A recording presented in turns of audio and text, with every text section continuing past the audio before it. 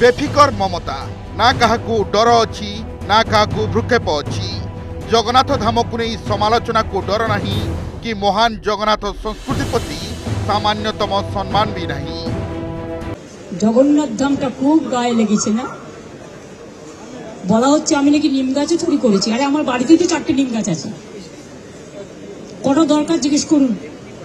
আমাদের চুরি করতে হয় না, চুরি বিদ্যা ভয়ঙ্করী যদি যে পরে ধরা।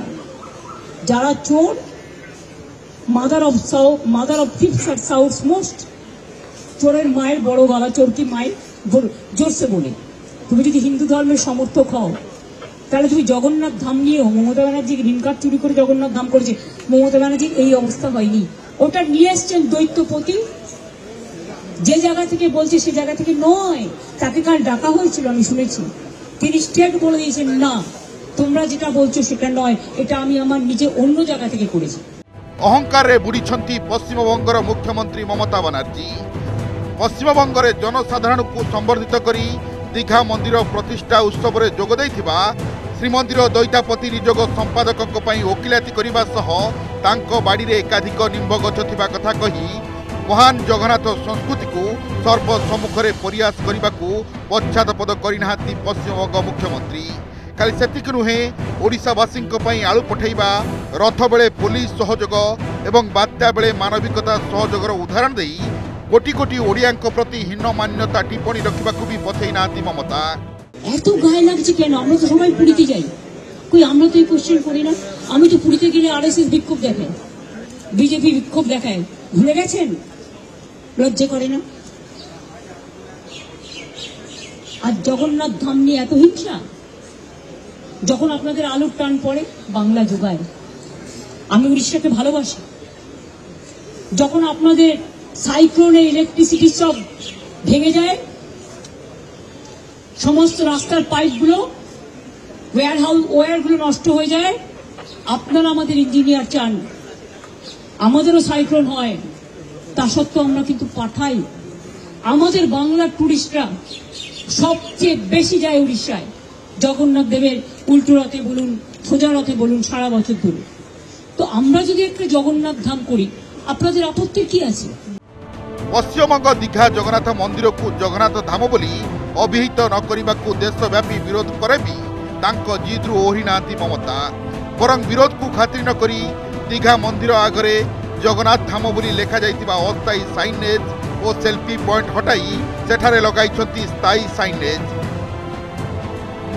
सेपटे ममता चापरे पड़ी साइनेज हटाइथिबा नै गतकाली पश्चिमबंग बीजेपी आईटी सेल मुख्य सोशल मीडिया जो सूचना देथिले सेही बड़ी सूचना को गुजब और भ्रमात्मक कही गुजबकारी विरुद्ध में कार्यानुष्ठान धमक देता पूर्व मेदिनीपुर पुलिस।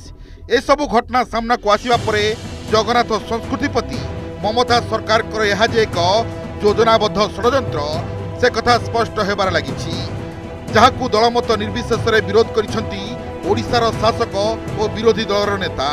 देखो सरकार स्पष्टता कही सारी, ठाकुर राजा भी स्पष्ट कही सारी, मुक्ति मंडप मत दे सारी, बार बार जगन्नाथ संस्कृति उपर छेड़खानी करवाटा ममता बनर्जी शोभनीय आचरण।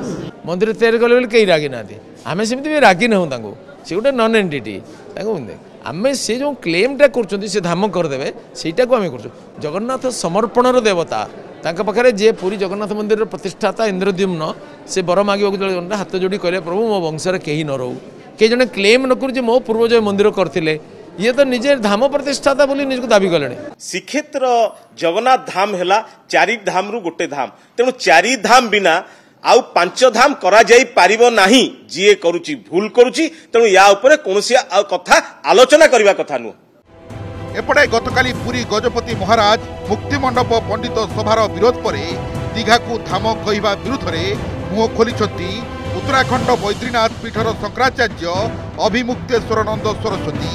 से कहते दीघा पर धाम शब्द व्यवहार करा उचित नुहे, प्रभु जगन्नाथंकर केवल गोटे धाम ताहा पुरी।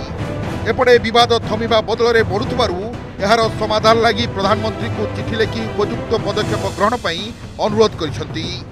जगन्नाथ जी का मंदिर तो कहीं भी बन सकता है, भगवान का मंदिर बने और वहां जगन्नाथ जी प्रतिष्ठित हों और पूजा हो, लेकिन धाम शब्द उसमें नहीं लगाया जाना चाहिए, क्योंकि धाम तो बस भगवान जगन्नाथ का एक ही है। हमारा जो धाम है वो जहाँ है वहीं रहेगा। कंट्रोवर्सी करने वालों को कंट्रोवर्सी करने नहीं देना चाहिए। आपण पैसा को कहा संगे तुलना करछंती, एटी गोटे धार्मिक भावना को क्षुण्ण होची। अनुरोध करछि honourable prime minister Narendra Modi ji को जे इंटरफेयर करिया पई एवं कहीं ना एटी गोटे आम रिलीजियस को आमर सनातन धर्म को हिंदू धर्म को गोटे कथाघात होची। Bureau report, Odisha reporter.